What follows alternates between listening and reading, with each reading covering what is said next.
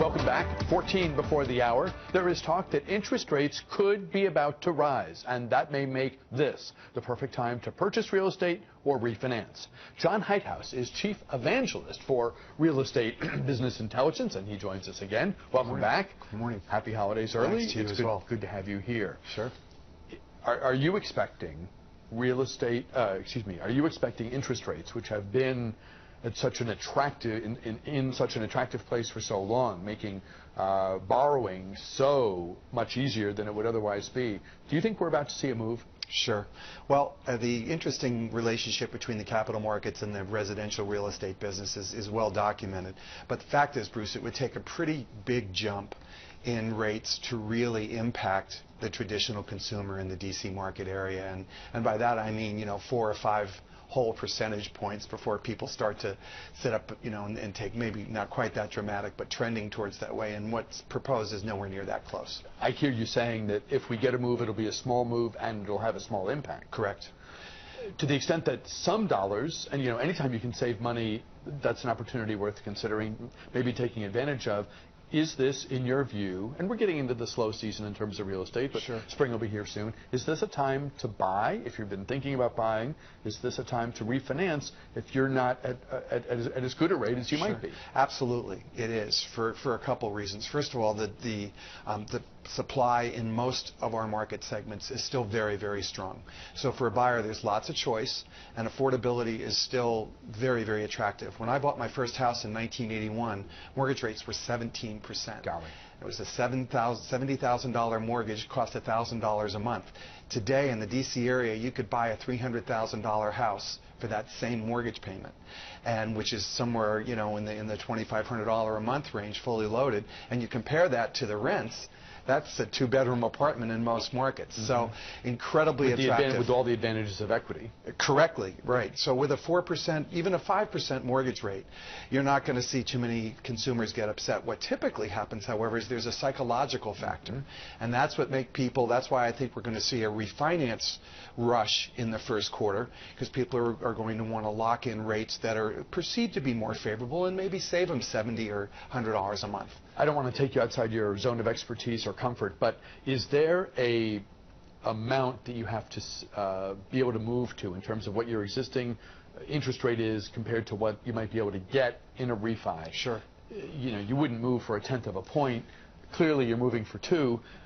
Is there a minimum? Right. Is there a standard or a conventional wisdom? Well, you are wise to keep me inside my lanes, because I was an English major in college. So this is where a mortgage professional really helps. Number one, there are a plethora of opportunities on the web.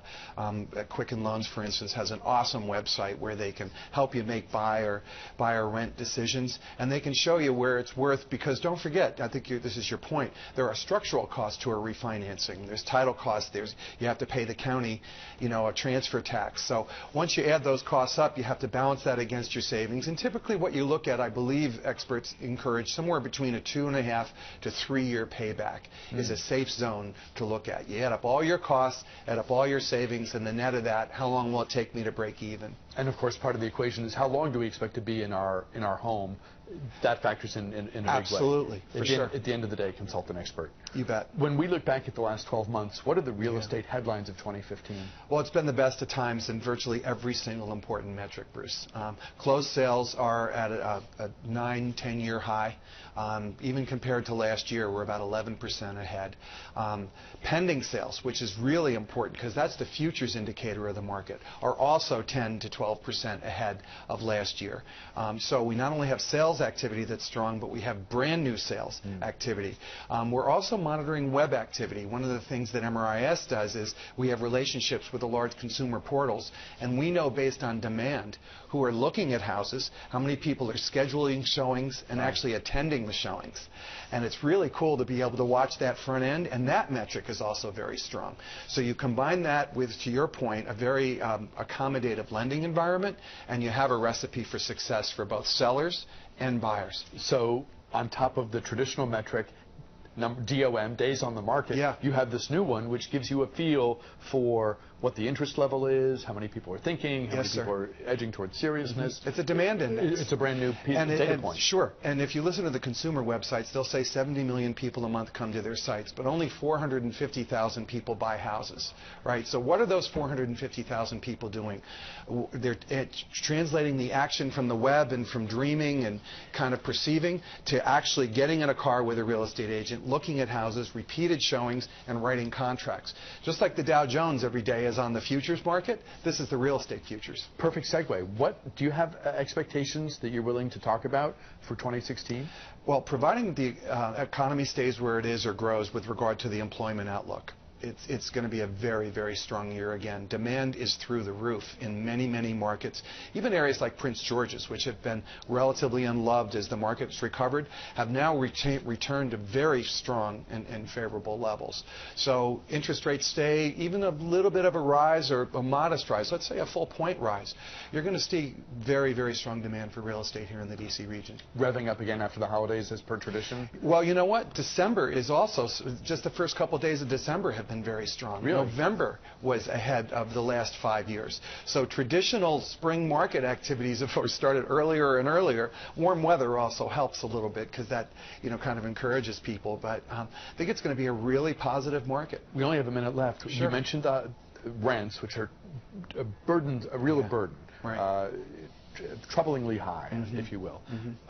What's the long-term outlook there? What's the short-term outlook? Well, first of all, D.C. is the fourth most expensive rental market in the country, and that puts us behind Los Angeles, probably San Francisco, and New York would be my guesses of the three cities. Rough territory. Very rough territory, and we've got a lot of new multifamily construction that's bringing new units, but the banks that have made those loans are expecting certain rent incomes for those to happen, so we're going to just see continued upward pressure, 4 to 5 times the inflation rate in rent.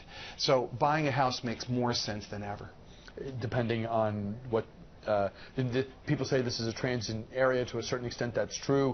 If you think you're going to be able to put down roots, buying can be an issue. 3 to 5 years totally makes sense. It's not a liquid asset. It never will be, but it's a very good one. With relief from high rents, probably not in the immediate future. No, sir. John Heidhouse, Chief Evangelist for Real Estate Business Intelligence. Thank you. Thank you so much as always. My pleasure. Talk to you again soon. Happy holidays. Back with a program note after this.